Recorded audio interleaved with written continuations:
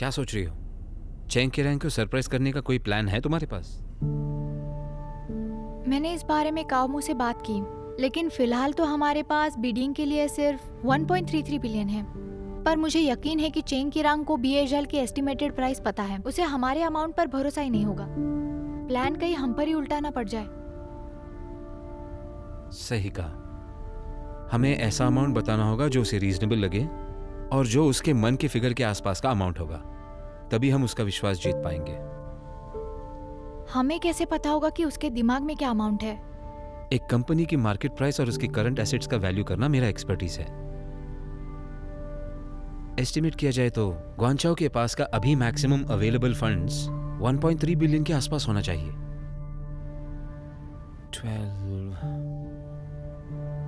1.2 billion.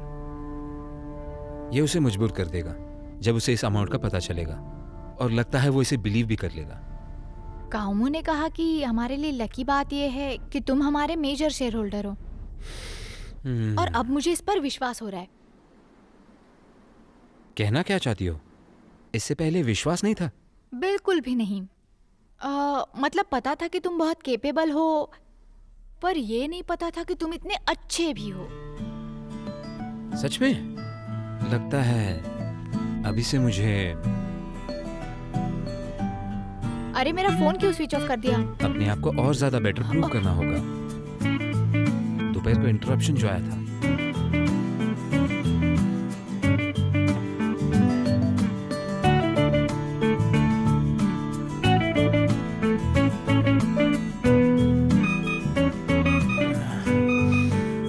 अब ये क्या बज रहा है? तुम्हें कुछ हो रहा है क्या? जब भी मैं तुम्हारे साथ होता हूँ मैं ज्यादा एक्साइट हो जाता हूँ। अरे शिंची नहीं। डिस्ट्रैक्ट होने की जरूरत नहीं, इग्नोर करो।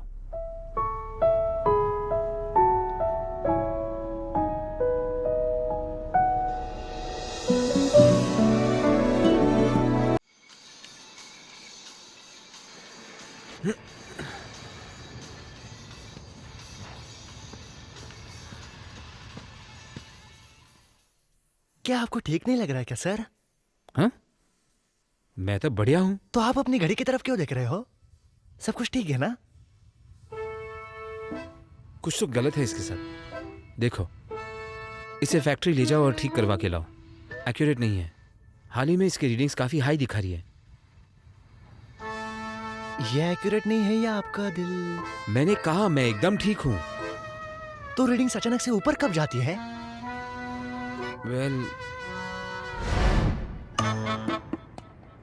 मैंने कहा ना इनएक्यूरेट है। कुछ तो मैल फंक्शन है इसके सिस्टम में। जाओ ठीक करो। आप ठीक हो ना? मैं ठीक करके लाता हूँ।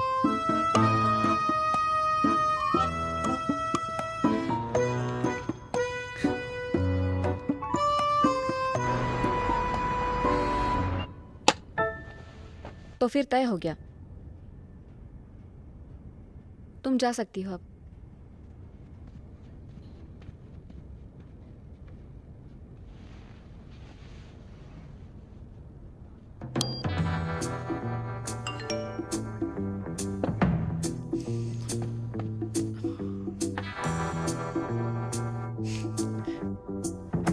वुमन,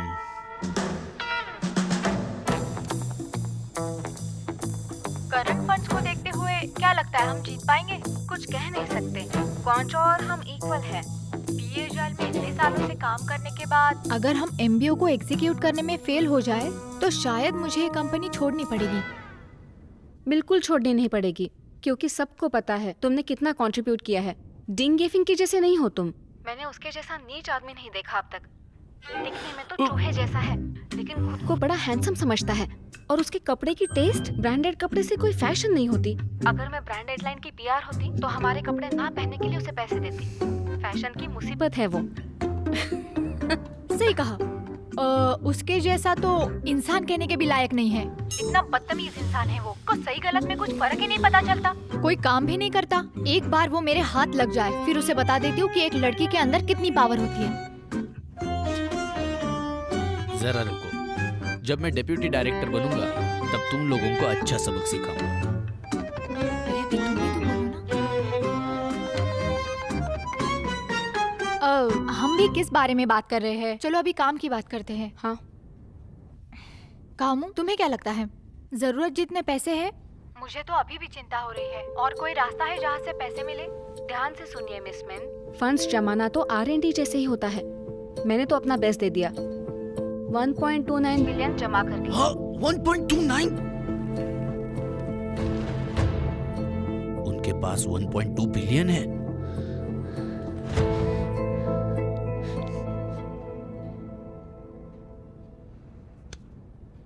मुझे माफ करना। मुझे पता है कि तुमने बहुत अच्छा किया है, लेकिन मैं तुम्हें मदद करने के लिए कुछ भी नहीं कर सकती। मैं गलत थी। मुझे पता है तुम दूर रहना चाहती हो। मुझे पता है तुम दूर रहना चाहती हो गंचाओ से। चिंता मत करो, मेरी रिसर्च हो गई है। बहुत बड़ी कंपनी है वो, लेकिन फंड्स के मुकाबले ऑनगोइंग प्रोजेक्ट्स काफी हैं उनके पास। हमारे ऑफर से एडवांटेज मिलेगा हमें। देखेंगे, कुछ तो रास्ता निकलेगा ही।